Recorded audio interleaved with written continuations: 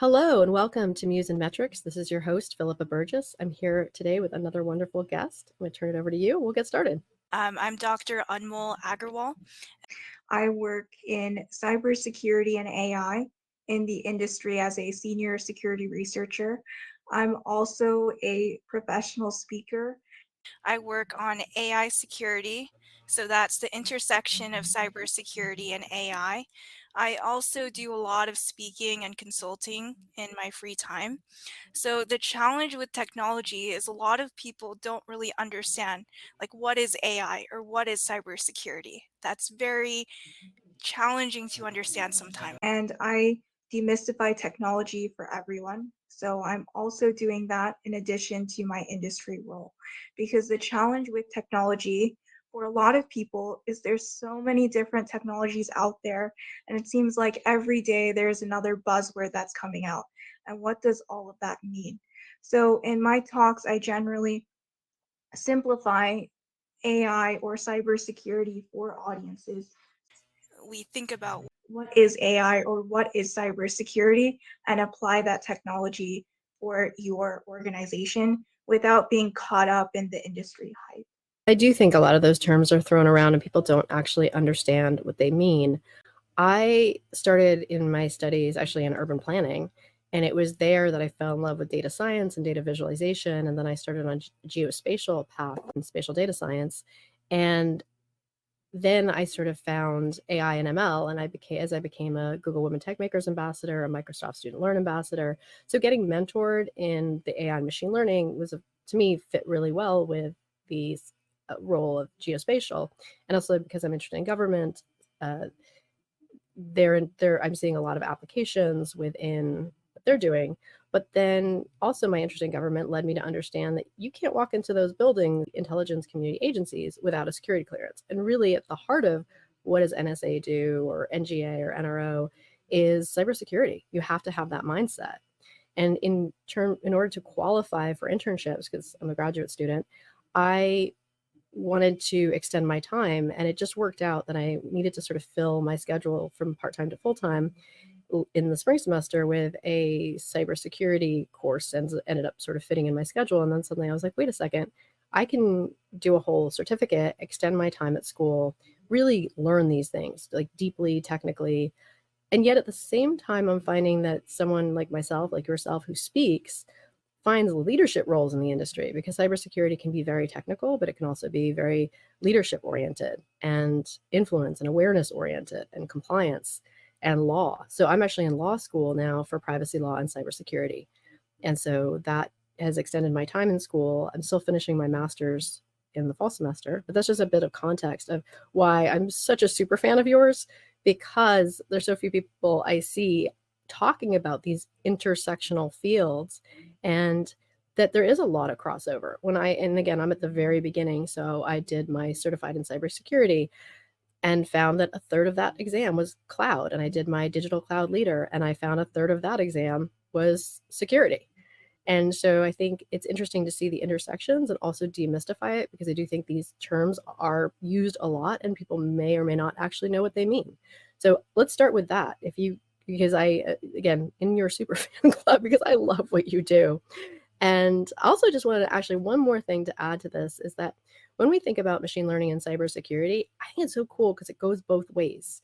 And you are one of the few people I've seen speak about the second way, because I think sometimes people think about, oh, you can add AI and machine learning to do a better job with your cybersecurity. But you're saying, oh, there's actually all of these vulnerabilities within machine learning, and you need to apply cybersecurity to machine learning, which I think is fascinating. So turn it over to you. Yeah, so you're absolutely right. Sometimes in our field, we think cybersecurity is its own entity, AI is its own entity. Data scientists, cybersecurity engineers, we're all on our own teams, right? So cybersecurity, we're in security, we're not going to talk to data scientists. But in reality, all of these disciplines, all of these technologies, they're all connected with each other, like you mentioned, right? So when we think about AI and cybersecurity, one big reason they're connected is at the end of the day, they're both dealing with data and information, right? So we have all this data, we want to analyze this data. That's AI. But then if we want to secure our information and secure our data, that's cybersecurity. So I'm noticing in the industry, there are very few people that actually are aware of both cybersecurity and AI. And so then that brings me to your second question is there are two ways, as you mentioned, right? When you think about AI and cybersecurity, there are two ways to think about it. One way you would say is positive. AI is very positive for cybersecurity. You can use AI for security vulnerabilities. You can use it to detect any of these security vulnerabilities. But the other way is sometimes when you add this cool new technology, it opens you up to more and more risk. And we're actually seeing that with AI and with machine learning right now. So um, everyone's really quick to jump onto the AI bandwagon. But again, the challenge is, do people really understand what is AI and how is it helping them? And then once you actually add this AI technology to your system, is it actually helping you or does it increase your attack surface and open you up to more risk? So with AI, we actually see a different class of attacks. I regularly speak about this. They're called adversarial machine learning attacks. So basically, with AI, with the complexity it brings and how the algorithms work, they also open you up to new risk just because of the complexity of the algorithms and how they're analyzing data. Absolutely. And then I'm in law school, not for a law degree, but for a certificate program. And we look at a lot of the legal applications and the compliance requirements. So a lot of these companies, especially just in regular data, whether it's the uh, personally identifiable information, PII, or protected health information, PHI, and the rules and restrictions. And one of the things you see a lot of companies will say, oh, we handle your data so securely, we promise we do, and then they don't meet those standards, and they now have a legal liability if anything goes wrong because they are not doing the things that they say they would. And I would imagine that within AI and machine learning, you're getting the same things where people are saying, oh yeah, we've got it handled, we're fine. And they're not only taking the risk of the product or service or the sort of internal protocols not being met because there's a vulnerability and they're open to attack or being attacked, but there's also this larger legal framework of now they have a liability. And so I think it's interesting to make sure that that companies really understand that they can't just say, oh yeah, we've got it covered. Can you expand a bit more on that? Like what actually is, you talked about having a larger threat surface, but where are the companies, having this maybe more complacent idea of, oh, well, it's machine learning. It sort of handles itself, where they're not appropriately staffing it. They're not putting the appropriate safeguards and compliance in. Yeah, so that's a really good point. So with machine learning, like you mentioned, companies are so quick to just adopt this technology. And one challenge with machine learning, like I mentioned, machine learning is all about data. And we want to secure our data. That's a cybersecurity aspect. But whenever you give your data to a machine learning algorithm, you need to understand what's happening to your data. So you can't just magically feed it into your machine learning algorithm and expect everything to work out. So in security, with AI security, we talk about first thing is you need to encrypt the communication between your database to your model and also from your model to a database if you're having any kind of communication like that. Because one risk we see in cybersecurity that some of the viewers might be aware of is man in the middle of attack. So the man in the middle attack basically means if I'm on your network and I can sniff your traffic, I can see what's happening on your network, maybe I could actually observe the kind of data that you're sending to your algorithm. So that's very dangerous if you need to have encryption, because if you don't have encryption, imagine if it's a hospital. If you're in a hospital and you have all these patient records and anyone and everyone can see it, that's a big problem.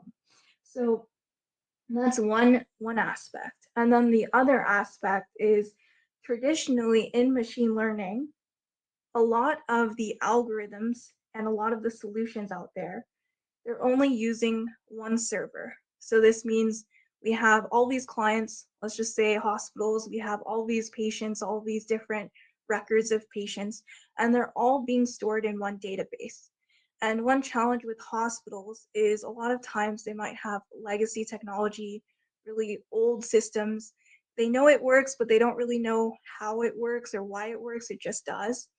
And the problem is when you're adding machine learning to your data and you only have one server and that has all of your data in one database, if someone can just hack into one database, they can access all of your records for all of your patients across the hospital or across your network. So that's another big issue.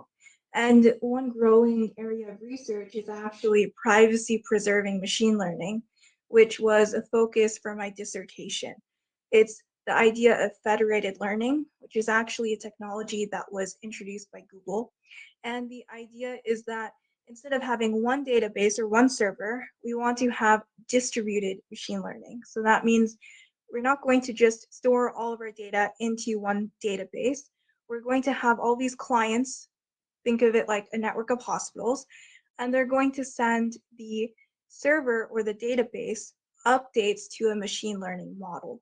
So for those who are not aware of machine learning and how it works, basically a machine learning model, you could think of it like an algorithm. It's like a formula, like do this and this. You could think of it like a recipe, like add this tablespoon of milk, tablespoon of sugar, butter, and you'll get your result. That's just a high level way of thinking about it. So with this algorithm, with this recipe, I can just, as a client, let's just say I'm one hospital, I could say, instead of adding 1 tablespoon of sugar, we need to add 5 tablespoons of sugar. Or if there's another hospital, they want to add 2 tablespoons of sugar instead.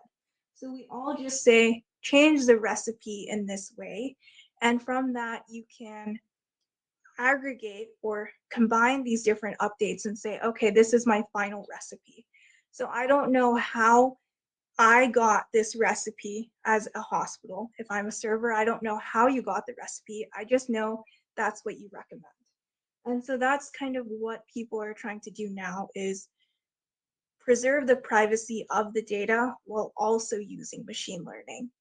But again, it's just people need to be aware of these risks and that machine learning is just not a magical solution. Well, so I have a question. So this comes out of having just finished a summer course in health privacy data, and so or patient privacy or law, so patient privacy law. And one of the questions we get is for like related to researchers. So now you've got the data scientists looking to access health records, and that a hospital can provide a researcher with de-identified data. But that one of the problems of machine learning is understanding that it can re-identify them because it can access larger public records and other information that's out there, and it can take something that is meant to protect privacy, but then it can reestablish identity. And so looking at ways in which machine learning is a threat to that data privacy, that intention of, okay, we're giving it to you as a partial data set so that these people's health records are useful for research, but don't go back to the individual. And the other thing too is just how secure is that data? Because I know it's like, and from the data science side of it, there is a whole life cycle where you gather the data, process the data, store the data, and then ultimately you're meant to destroy the data. It's not supposed to kind of live forever. And how machine learning models are, they function because they're being provided with data. And so having that, I would call it sort of data hygiene, and how well or not well that is being actually implemented by companies, and sort of what the risks are for research. Right. So the first thing is when we talk about machine learning data in a sensitive context, like in healthcare. If we are working with healthcare records, that's a very sensitive topic. We don't want access to the patient records and be able to identify all the patients. So a lot of times the standard approach is just anonymization of the data, de-identify the data, and we're hoping that with this anonymization, it's going to be difficult to trace back to the original patients. Now, the challenge with this is that there's so much information out there on the internet. And how do you actually secure each and every patient record? And that's just very difficult. So in reality, what we have to do with machine learning is we have to say that we want to not only anonymize the data set, but we also want to prevent the training data set from being accessed in the first place. So in that case, that's when cybersecurity comes into play and says, okay, we have this training data set, even if it's a partial data set, and we want to just mask it or hide it in some way. So there are different ways to do this, but basically the idea is we want to make our training data set or the data set the hospital might learn from private, so only certain people can access this data set. So that means in cybersecurity, the principle of least privilege. So only those who need access to the data should have access to the data, and also making sure you regularly audit your privileges and make sure only those that need to have access to that data. And so that's why data science and cybersecurity, they have to be so intertwined in this context, because we need data scientists to do the machine learning, but then we need cybersecurity practitioners to secure the data science aspect of it. And then in terms of data hygiene, because that's another big challenge that organizations have. And I think that comes down to governance of the data itself. And that's more of the legal side, is we can create these controls or governance guidelines that says you need to dispose of the data within 60 days or 90 days. I know for every industry right now, it's very different depending on the industry. So that's what we're seeing now in the industry is there's AI governance frameworks coming out now. In the EU, they have the EU AI Act. In the US, we don't have a legal framework yet. It's more guidelines and recommendations from NIST with the AI risk management framework. So a lot of this is just, how do we standardize this for AI? Because healthcare, HIPAA, that's one thing with healthcare.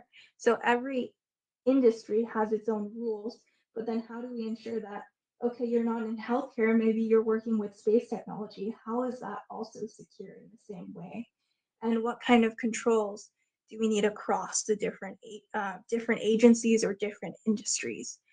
And in terms of data hygiene, just one piece of advice I would have for organizations is that your data is probably your most precious asset in this context.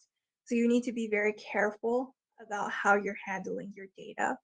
You don't want to just leave your data around and then just hope no one will care about it. Because we see cyber criminals, they're all about harvesting information and getting access to data.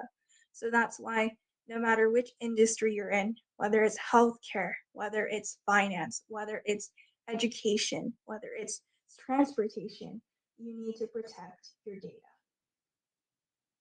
Absolutely. And not like there's so many reasons for it. And also, and I think we're seeing, like when we looked at a lot of the breaches that are happening at hospitals, it is on both sides. Like there are cyber criminals coming in, attacking hospitals, but so much of it is the employees themselves just making mistakes, just not knowing protocol or not being appropriately trained or just not thinking about what is or is not appropriate. And that's what creates a breach. And there's a long list of breaches on a website where you see, and sometimes it's simple. It's simple from an email that went somewhere it wasn't supposed to, or just shoulder surfing or other things where they're just not doing the thing. So can you talk about the role of training related to this? Because I think that sometimes I hear or see, and you talked about before, like the different compartmentalizations where someone's like, well, I'm the data science, I don't need to know about that. Or I'm the cybersecurity person, I don't need to know about the other side of it. Or machine learning, I'm not, what am I doing in cybersecurity? But there's so much crossover, and yet every employee, bottom to top, top to bottom, should have a mindset about cybersecurity and about knowing how to bring in training and understanding the human vulnerabilities, both in internal mistakes and protecting against external threats. Yeah, so you make a really great point about how we need to have training, because all these employees at different organizations like hospitals, when we see breaches from hospitals, a lot of the times employees don't care. Like, we see this email and I'm really tired. It's been a long day at work. Maybe I'm a nurse in a hospital and I just got off my shift. And I click the link of an email because I'm tired. I just want to go home. And then, surprise, it's actually a phishing email. And then I don't know what to do. I've been locked out of my account. Or, it could be something that doesn't seem as malicious. It could just be, I'm tired and I misplaced the records. I just put it somewhere and I forget where the records are. Or I just let someone into the facility even though they shouldn't have access to the facility because they seem genuine. They have a box of donuts. They seem like they are employees and they're just helping out. And that's actually how people do physical penetration testing, is they trick people into thinking they're an employee or they're a worker at an organization. And I saw one pen tester, he just brought a box of donuts and then everyone let him into the building. He just said hi and brought his box of donuts and people let him into the building. And so when we want to provide training for all these employees that might not be in cybersecurity, I would say even if they're technical in software roles, people still don't really prioritize security unless a breach happens.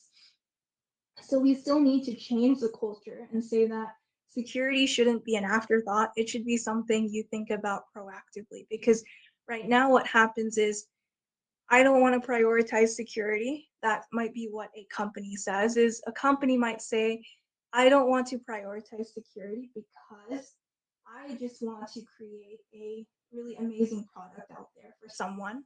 And we can always think about security later. And that's what a lot of startups and a lot of different companies might think about until a breach happens. And now they're facing several $1 million of fines and lawsuits. And now suddenly we see, oh, they need to have security workers.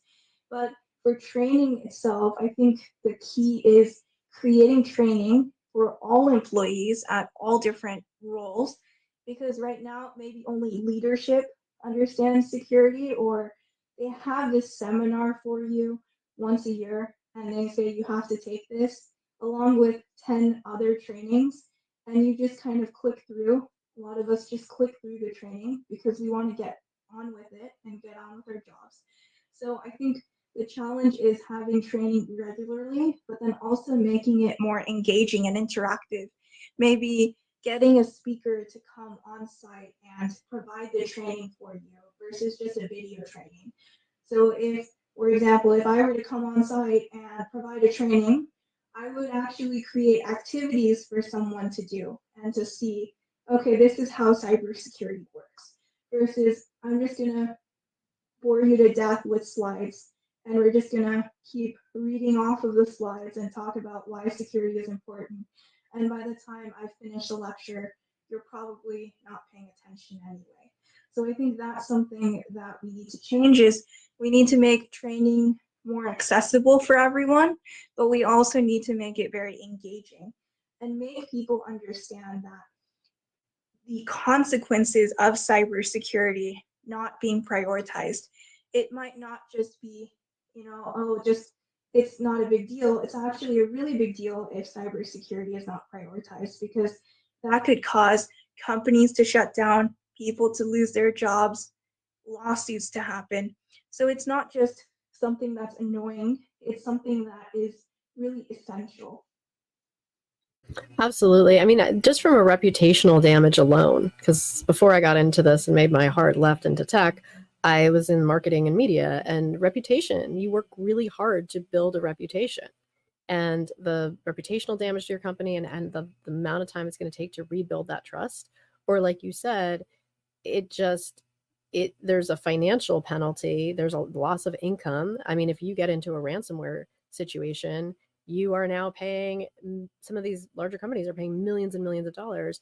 And I thought it was really interesting with the recent US Healthcare, their subsidiary, that when they got attacked, you might know more of the details on this, but I want to say it was Black Hat, like a very well-funded, kind of state-sponsored, very organized, very big cyber attacker that came at them through social engineering, meaning they went through a low-level employee, had looked at their LinkedIn and sort of got enough information to sort of establish that trust and got them to provide access, and they got their ransomware. But I think they're called dual attacks, where they already have sort of taken the data and they've sort of locked your system. So now they're coming to you with ransomware saying, pay us both to unlock your system and not to release your data.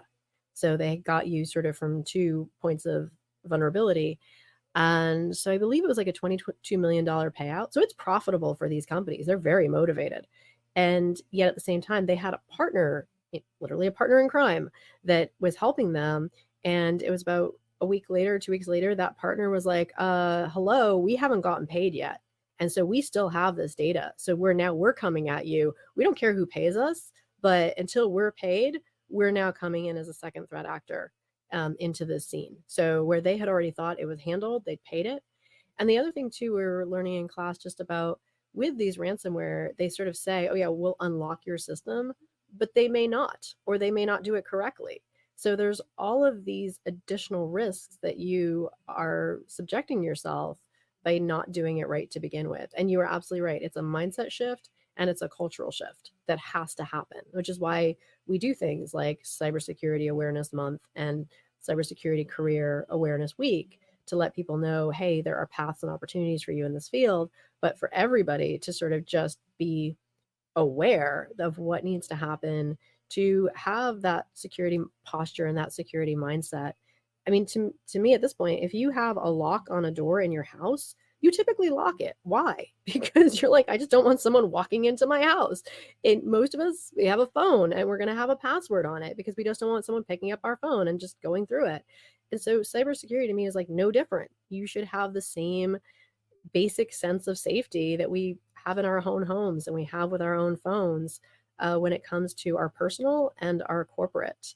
And I think that, for people who are like, oh no, I don't have the time for that, I don't have the budget for that, it's just not important, that is the wrong way to go. And I think one thing, maybe you can, I don't know your experience with it, especially related to women, but also it seems like sometimes for cybersecurity, it can be hard for some people to find those early paths. So I still think there's a lot of opportunities for the early cybersecurity starters to be part of this awareness campaign, to be part of this training, to help people as they're building their cybersecurity credentials, to make it more fun, make it more engaging, be part of that advocacy is just one of the things I think about. And a last point on this before I turn it back over is cloud security. Is a lot of people going to the cloud that I hear is the idea that they completely understaff it because they're like, oh, it's the cloud, it's so easy, it'll take care of itself. And especially when they're using multi-cloud solutions, that there's a lot of vulnerabilities that exist between those connections. So whether if you're using GCP, Google Cloud Platform, or Microsoft Azure or AWS, when you're connecting and using lots of different cloud solutions, you continue to create vulnerabilities. And you need experts who understand what those vulnerabilities are and how to protect them, and you need to staff them. Yeah, so I think the first thing that you mentioned was we need to make sure that companies start prioritizing security, because right now what's happening is we think, oh, I don't need to worry about that. And we do have Cybersecurity Awareness Month and Cybersecurity Careers seminars, but I still think it's very focused to our industry and cybersecurity itself. And we need to somehow bring this awareness outside of cybersecurity to just everyone in general, not just technical people, software engineers, but also to teachers and to students and to people that might be in healthcare or any other organization. And just tell them that here's what cybersecurity is, and here's how it applies to your industry, and this is why it's important.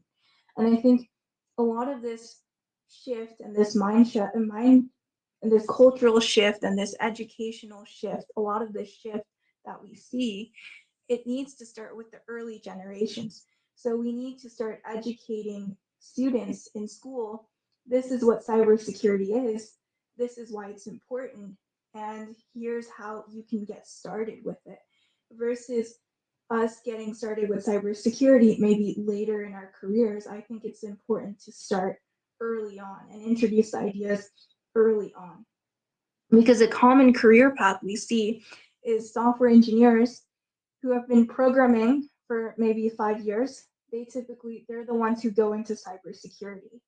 And they might be really great programmers, but they're new to cybersecurity.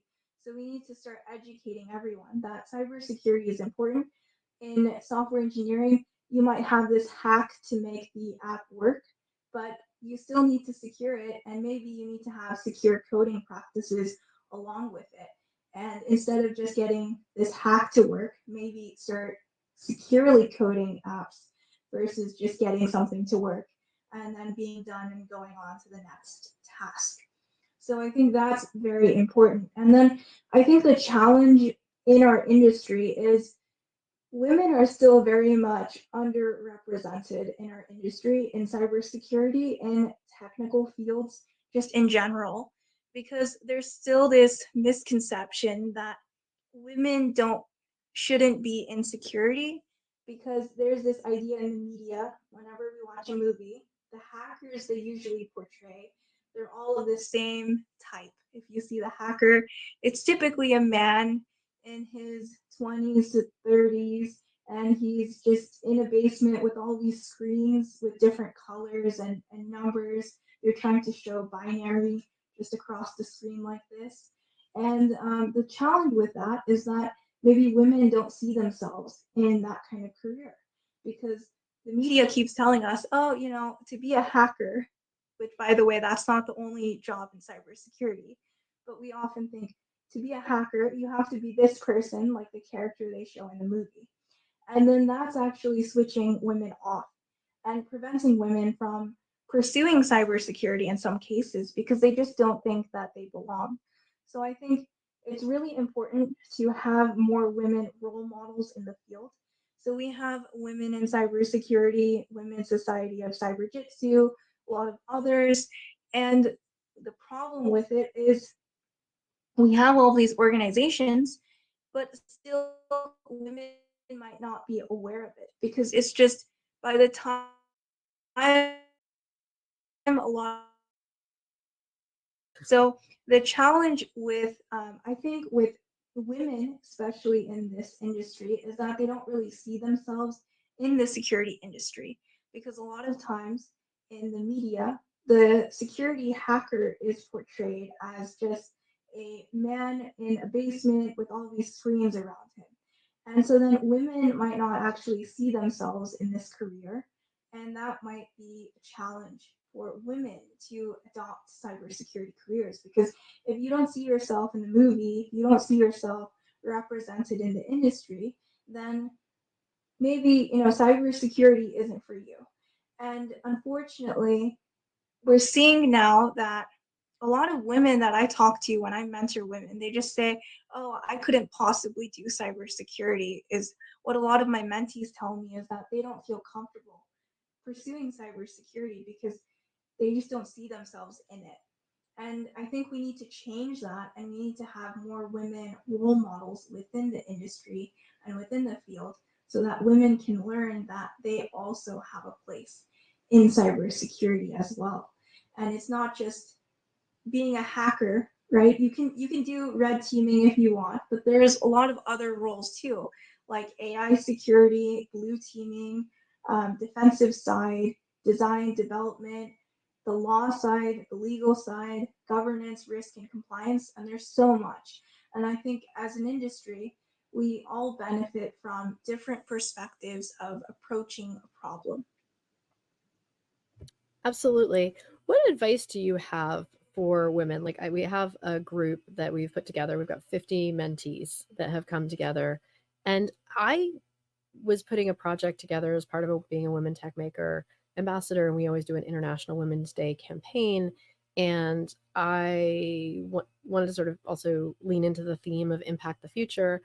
And as I was starting my more formal cybersecurity studies, I kept seeing post after post after post of these women who are saying, I just completed a certification, I just completed a degree, a BA, MA, and especially the ones that missed an internship path. Just feeling like I don't have a starting point. Every job I'm looking for is like, oh, talk to us when you have 2 years of full-time experience. And it's like, how do they build their resume? How do they build that momentum? And that's where we came together.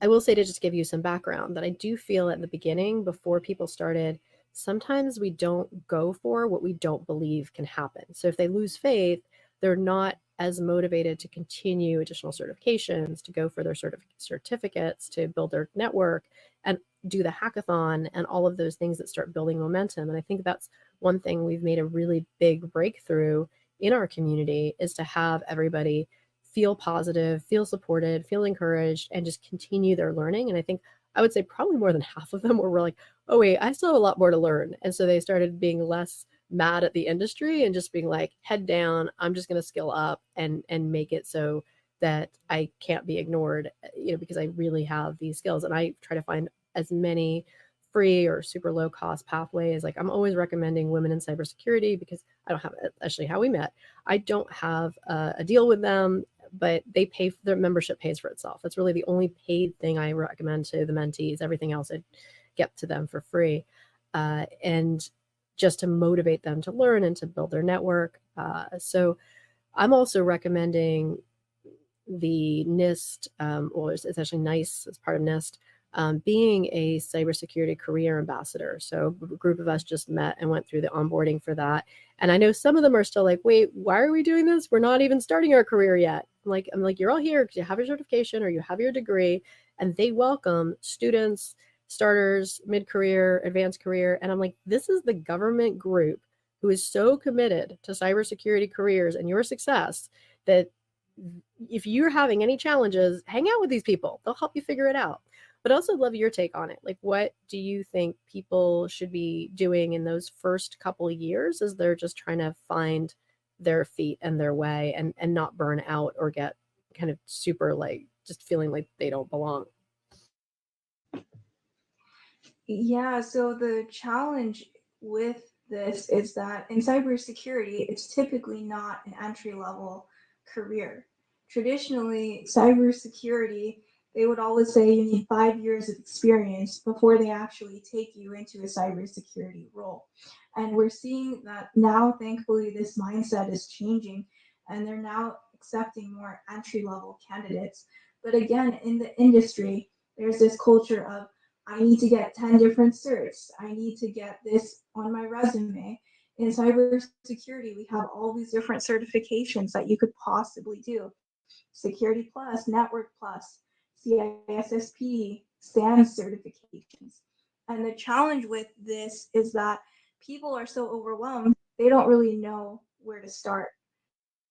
Because people are so overwhelmed, they say, we have SANS, we have CISSP, we have CompTIA, we have CompTIA as well. And the challenge is that, where do I start?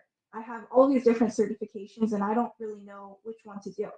So one thing is, I would say, just keep being persistent and just keep learning whatever it is. If you really like cloud security, just focus on cloud security. Don't get distracted by something else that you might not be interested in, and just start with one thing, because sometimes when you have all these different things in cybersecurity, it's easier to just start with one thing and say that, okay, I learned about the cloud, I learned about GCP or AWS or Azure, and I just want to focus on that one thing, and then slowly add other skills to it as well. Because if you try to do all the different things you could do in cybersecurity, it's just way too challenging. It's very difficult to do AI security, red teaming, blue teaming, design and development, law, GRC. I don't think anyone could do all of them together. So really just pick one thing to start with and just focus on that. And it's okay to change your mind. So some of my mentees, some of them, they start with one thing. They really want to do red teaming and they start with it. And a few of my mentees have said, I really want to do red teaming because it seems really interesting. And then my mentee decides, oh, I don't really like red teaming. I want to do something else. So then they want to switch, but then they think, oh, is it too late to switch? And it's never too late to switch your career, whether it's cybersecurity or whether you want to switch to something else. So if you start with red teaming and you want to change it to blue teaming or you want to change it to AI security, you can. It's just a matter of start with one thing, try to master it, or at least get some entry level skills, and then go on to the next thing. And I would also say don't just get overwhelmed by all these certs, because when I look at candidates, it's not, oh, okay, this person is amazing because they have 20 different certs. It's, do they have the skill set to apply this knowledge? So even if you have Security Plus, which is a common entry-level certification in cybersecurity, are you actually aware of the cybersecurity principles themselves? Instead of just passing the exam, it's important to actually get the certifications that are relevant to you. And then focus on just getting the knowledge. So don't just get CISSP just because you can get it. Get it because that's the logical next step. So, and what do you think of the role of volunteering? Like, for example, I'm using the NICE Cybersecurity Career Ambassador role, which all of my mentees, because the co-chair is a Women Tech Makers Ambassador, we've all been invited to onboard and to be part of this community of interest. And to me, like, it's just a next level of access and of support and of networking. What do you say? But you work as a volunteer. You're basically, they ask you to be as an ambassador, to step out and speak. And I do notice that a lot of the younger women that I'm working with aren't, they chose cybersecurity because it was a more introverted role. And they're not as comfortable with as much of the standing up and speaking up. And yet I feel, and that's my background is more of a communications background, that's the best, fastest way to be seen and to get ahead is learning how to do a presentation, learning how to do a write-up, learning how to do stakeholder engagement, learning how to speak and present and communicate will actually move them further faster than just the coding, which is really important, and hacking is really important, but to fold in these networking skills, these communication skills, to be more visible, to be found, and to start adding those activities to their resume. So they may not say, I have the full-time 2-year experience, but I'm starting to be seen and recognized as a part of the industry and demonstrating my passion. Right. So that brings it to personal branding. And a lot of people choose certain career paths because they think that would fit their personality. So a lot of people in tech, like a lot of people who are software engineers, generally tend to be introverted. They just want to be by themselves and they just do the work and just head down and do the work and then just hope that everything works out. And they get promoted on their own just because they work really hard. But actually, to get ahead in the industry, in cybersecurity or in tech, you need to do more personal branding. So I'm not saying change your personality and try to become an extrovert if you're an introvert, because if you're an introvert and you hate public speaking, then maybe don't do public speaking. There are other ways to brand yourself as well. So you don't have to get out in front of a bunch of people if you don't want to. You can also write a blog, create a post on LinkedIn, even for more programmer type people. There's also GitHub. So if you're really interested in the coding side, you could still get a GitHub account and create side projects. Maybe you have a really nice app that you made, a browser extension that you made, and you want to market it to the world. So just open source some of your side projects, put it on GitHub, make a portfolio website, show off your skills, and then just post about it on LinkedIn and talk about what you know. And then people will start to learn about you and see you, because if no one's going to see you, then they might not know you exist. You might be an amazing coder, an amazing hacker, but if no one knows that, then how are they supposed to approach you for an opportunity? So there are many different ways to do personal branding, and you just need to pick the way that feels right to you and something that you're comfortable with. Appreciate that. And it reminds me of when this more years ago when I was on a different sort of public speaking tour, I always remembered that if I had conversations with somebody in the audience before I went on stage, and then I was in a room full of people I didn't know, and I was standing there and like hundreds of people, that person that I had the conversation with before we entered the room was the one person I knew. And I just immediately just had this sense of connection with them that I wouldn't have otherwise if we hadn't had that opportunity to speak before I took the stage. And I feel sometimes that's the way about personal branding and visibility, is that you're basically making that connection with them. They read your blog, they saw you. Then when your resume comes through, there's that sense of familiarity, like, oh, I recognize this person. And it may be really subconscious for them, but it puts you higher on the list, higher on the consideration. Or, maybe you don't have exactly what they're looking for, but they're like, hey, we'll give this person an interview because they're familiar. I see other things they're doing out in the world. I see other activities that they're part of that clearly show their skill, their passion, their momentum, that they're well on their way. And again, that familiarity where people tend to want to do that extra for someone who's familiar to them.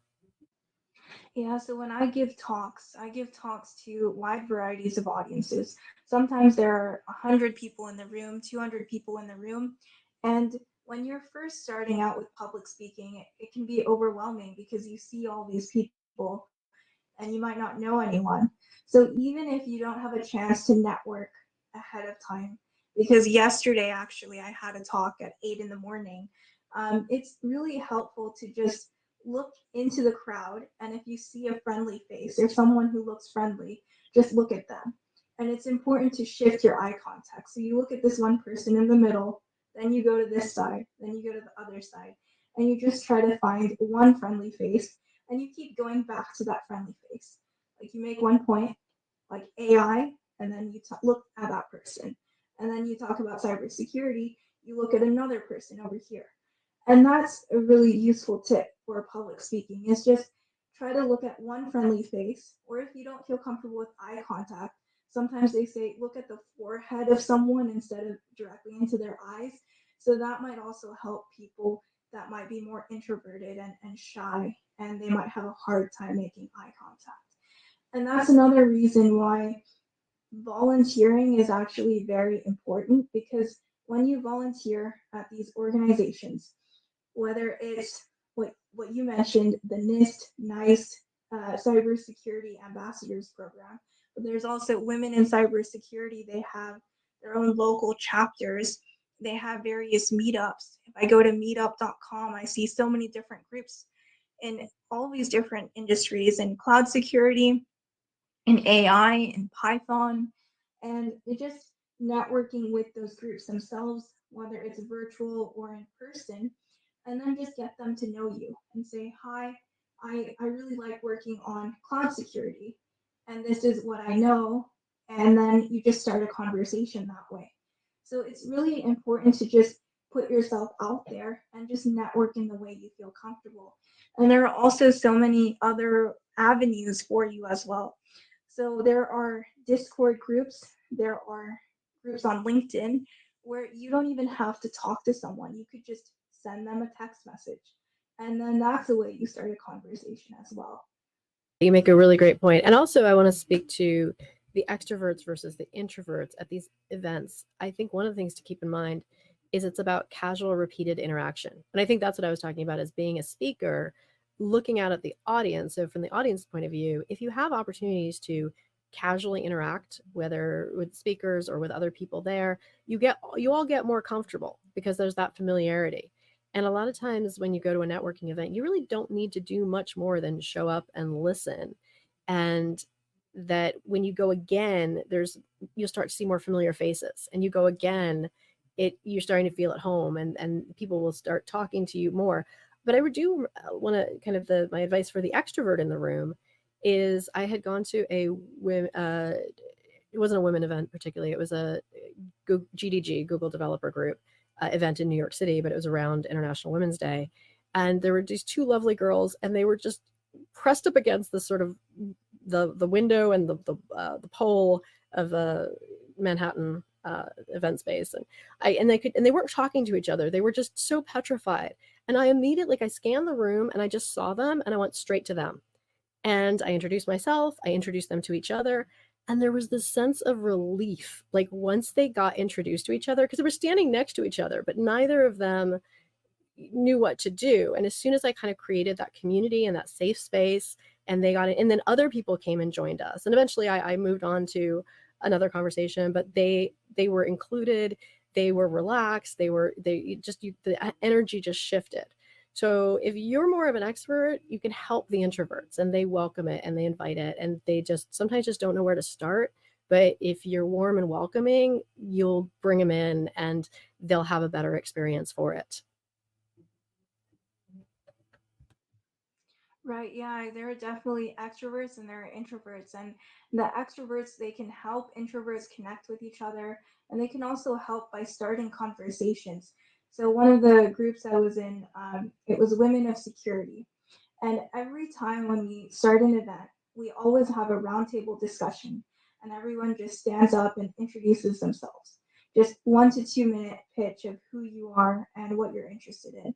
And I find that really helps break the ice. Is just spend 1 or 2 minutes just introducing yourself, and then from your introduction, people start coming to you.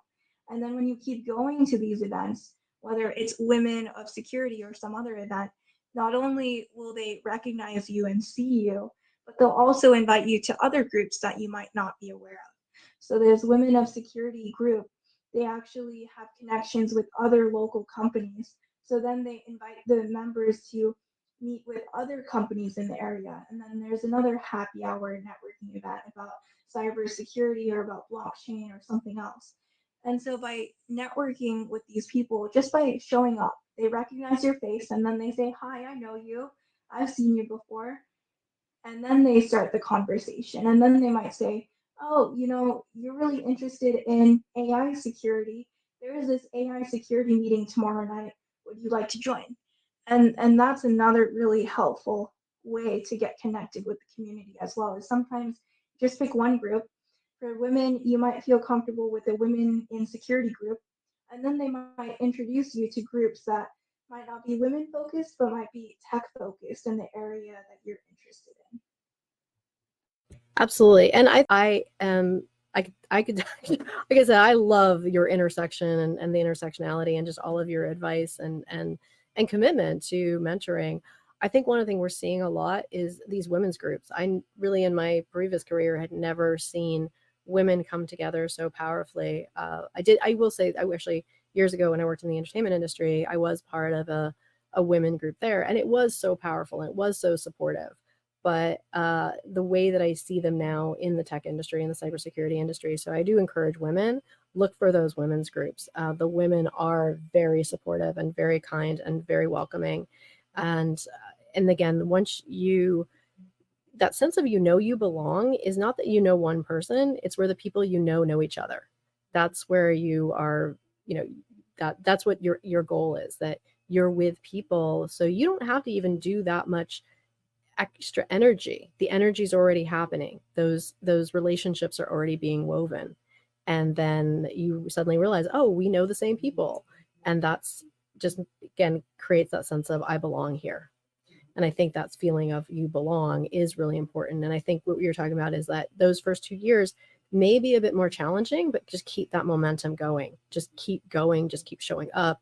I've been doing hackathons lately, and I am seeing that I can be humbled by how much more I have to learn, but I'm actually really I'm placing. And even for example, I was 201 out of 5,000. And I was like, okay, I crushed open source intelligence. I crushed forensics. There's a whole lot of other things that I did not know I didn't even get to. I didn't have time, but I am seeing okay, there's places I'm having momentum and it's exciting. I'm leading a mentorship. I'm so new to cybersecurity, but I'm what other skills that I have from other careers can I bring to this industry? So having a podcast, leading a mentorship, being outspoken, being a cheerleader is all things that I feel like I can bring. And that's only going to help me move forward faster and then bring all these people with me. So now I have my own community in cybersecurity because we've all built these relationships together. So those are some of my thoughts. But yeah, I'd love to get your sort of closing thoughts, because our time has gone quickly, and I appreciate you so much. Yeah, I mean, I could talk about this topic for hours. So we only have 1 hour, and it seems like we just started. So um, I agree with you that we really need to encourage women and other minorities, just everyone. You have a place in cybersecurity. It's not just something that's only for the elite few that are really good at CTFs. There is a place for everyone in cybersecurity. So when I started in cybersecurity, I actually was very intimidated initially because I started from a software engineering standpoint. So when I thought of security, I thought of, oh, they have to be good at CTFs. And when I did my first CTF, I remember there was a reverse engineering challenge, and I had no idea what I was looking at. They had binary files and malware files, and I didn't really know how to get started. And then it took me, I would say, at least 3 or 4 years before I finally learned, like, okay, this is what malware analysis is. This is how reverse engineering works. And that's just from networking with the community, reading as much as I can online. And so I think my closing advice for everyone is just, if you're interested in the field, then there's a path for you. You just have to be persistent and keep learning and keep growing in the field. And maybe you're interested in something that doesn't even exist yet. So just keep going and keep gaining new experiences, and you never know how that new experience might help you in your future. You reminded me of something real quick. Just I want to say is that I think some people I see have a mindset of, when I get the job, I will be in the cybersecurity industry. And I think I'm trying to turn that on its head. And I think this conversation with you is also sort of inviting the thing. It's like, no, step into the cybersecurity industry, and then you will find the job. Meaning, show up, start volunteering, start getting engaged, start going to these mentorship groups, start joining these organizations, start doing this capture the flag, whatever it is, to just keep skilling up, building your network, just showing up, saying, I'm in this industry. And the job will find, you what you're seeking will start seeking you. Whereas if you're just kind of adjacent outside, maybe you have that degree or certificate, but you're like, well, I'm not in the industry until the industry, sort of blesses me and gives me that job, and now I'm in. And that's where I think I see those people maybe feeling a little bit more frustrated. So I think the moral of the story that my takeaway is just step into the industry, be in the industry, and then the jobs and the opportunities that are right for you and the pathways to get started will start revealing themselves. Right, exactly. Just step into the industry. If you're interested in AI security, right, just start with the first page of an AI textbook and learn that skill set. And you can start saying, I'm an aspiring cybersecurity engineer. If you don't feel comfortable saying I'm in cybersecurity, and then just keep building that skill set and say, oh, I learned about this in the class that I took, or I learned about this in a video I watched, or this podcast I listened to. And just keep showing up and demonstrate your passion for the field. A lot of times people say have a home lab or have a side project. Like I mentioned, GitHub. You just put your side projects online, and that's how employers and recruiters will find you. Is they'll say, oh, I read your blog post, or I listened to your podcast interview, and I'm really interested in your skill set. Would you like to come in for an interview? So a lot of whatever career you want, you just have to build that skill set, and then eventually the job will find you. Like I always think about those actors and musicians in the entertainment industry. They don't just magically get the breakthrough right away. They have to struggle. They have to play in any bar, in any local venue, and then eventually someone finds them. So it's like that. You keep working and you're building your skill set, and then eventually a talent agent or a recruiter will find you and give you the job. I can attest to that those people out there go look under every rock. The only difference is they don't want it to be a lump of coal they find. They want to find the diamond. So you have to do the work to be the diamond, but no stone goes unturned. Everybody's always looking for talent. I thank you so much. This has been so much fun. Philippa, it's so nice to be on your show. Thank you so much for having me.